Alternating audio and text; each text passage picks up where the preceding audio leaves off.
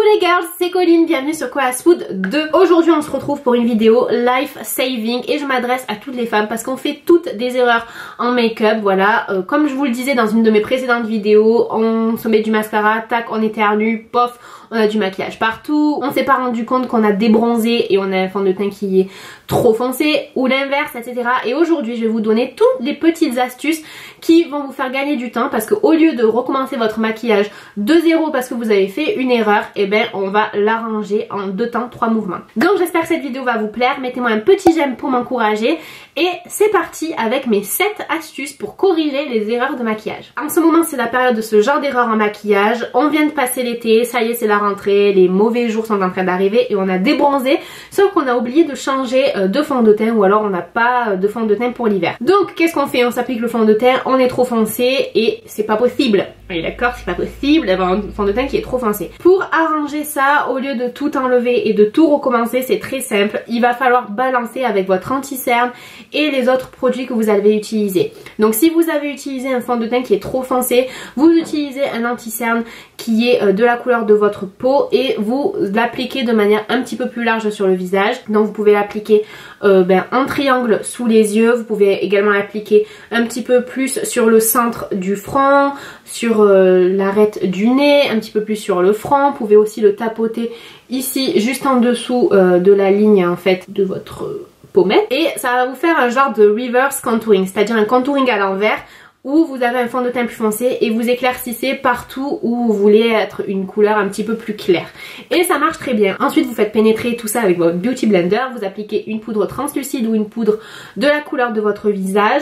N'hésitez pas à en mettre sur tout le teint pour vraiment faire éclaircir les endroits qui sont beaucoup trop sombres. Et voilà les girls, vous vous êtes sauvé la vie. Et à l'inverse, si vous avez utilisé un fond de teint qui est trop clair, vous pouvez utiliser une poudre de soleil que vous allez appliquer en 3 déjà sur le visage. N'hésitez pas à en mettre un petit peu plus au niveau sur tout le visage, mais attention un voile léger. Si vous avez peur d'en faire trop et de ressortir orange, je vous conseille d'utiliser simplement une poudre de la couleur de votre peau pour réchauffer votre teint. Donc sachez que si vous utilisez un fond de teint qui est trop clair ou trop foncé, c'est pas la fin du monde, vous n'êtes pas obligé de tout enlever et de tout recommencer.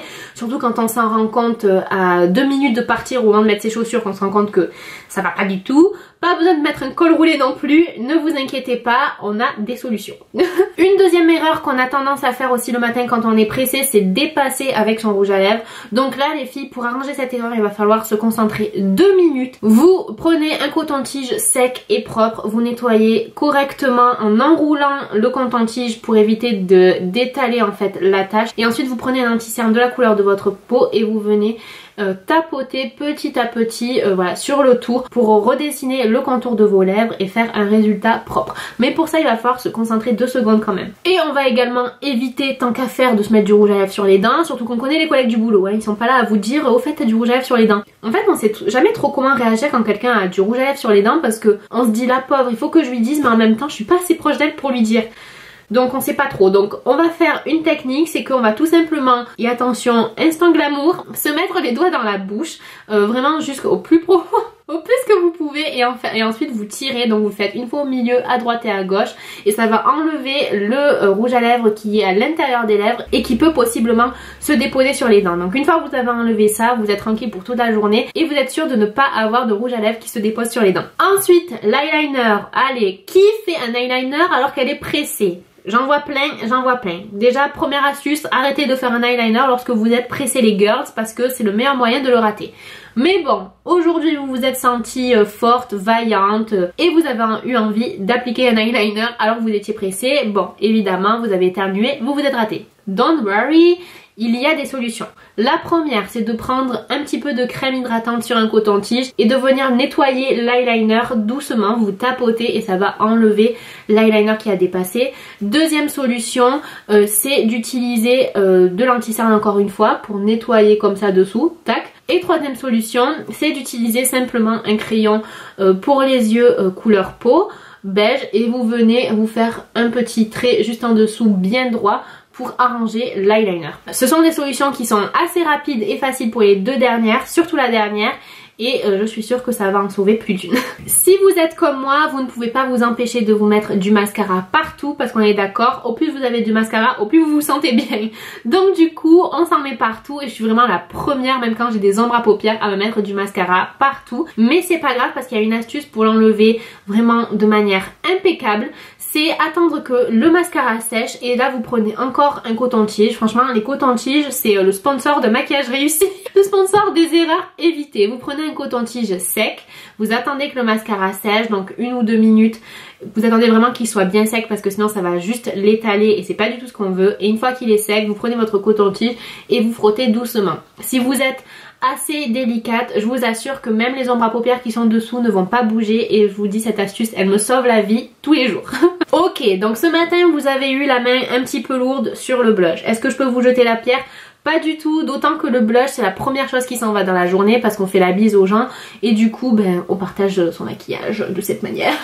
Mais si vraiment vous avez exagéré, que vous vous sentez pas de sortir avec 2 joues très fardées, vous avez 2 solutions. Une première solution, prendre une poudre de la couleur de votre peau et estomper du coup le blush avec un pinceau. Vous appliquez comme ça la poudre par dessus, mais c'est pas la solution que je préfère parce que je trouve que ça a tendance à déplacer la matière et du coup ça vous fait vraiment des grosses joues fardées. Ce que je vous conseille c'est d'utiliser soit le pinceau avec lequel vous avez appliqué votre fond de teint ou bien le Beauty Blender et vous venez tapoter par dessus avec ce qu'il reste de fond de teint et vous allez voir que ça va faire un effet très naturel comme si vous aviez les joues qui rosissaient naturellement au travers de la peau et vous allez voir que votre blush va un petit peu s'estomper et que ça fera très joli, très naturel. Et d'ailleurs utiliser son Beauty Blender ou son pinceau à fond de teint pour les contours du blush c'est aussi une très bonne idée, ça évite les démarcations.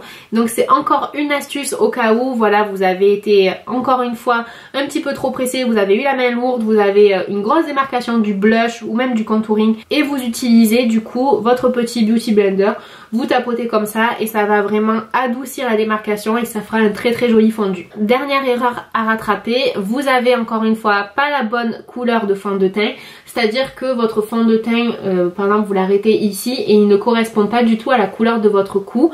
Donc s'il est trop foncé, ne vous embêtez pas à prendre du fond de teint, l'appliquer dans le cou, etc. Vous prenez une poudre de la couleur de votre peau, vous prenez un petit peu de bronzer, vous mélangez les deux et avec un gros pinceau, vous venez maquiller votre cou, ça va donner un effet très naturel. N'oubliez pas, ne mettez pas seulement dans le cou ici, hein. N'oubliez pas de descendre ici, là et de bien mélanger. Si vous portez les cheveux attachés haut comme moi, n'oubliez pas les oreilles, le derrière des oreilles, parce que si le derrière des oreilles n'est pas maquillé, que ça vous fait une trafie, ça va être horrible. Et du coup la nuque aussi, surtout si voilà vous avez bien les cheveux relevés et qu'on voit la nuque. N'oubliez pas de vraiment maquiller l'ensemble, que ça fasse pas une démarcation. Donc voilà les girls, j'espère que ces conseils vont vous être utiles. Je suis sûre que le matin ils vont vous sauver la vie autant qu'ils me sauvent la vie à moi quand j'ai la main un peu lourde ou que je suis pas assez concentrée sur mon make-up. Si vous aimez le maquillage, téléchargez mon ebook gratuit avec encore plus de conseils et d'astuces maquillage, je vous le mets juste en dessous et j'en profite également pour vous dire que ce make-up est en tuto dans une des précédentes vidéos. Voilà, je vous fais de très gros bisous, mettez-moi un petit j'aime si vous avez aimé ces astuces et surtout abonnez-vous et activez la cloche pour être au courant dès que je poste une nouvelle vidéo. Très gros bisous et à bientôt!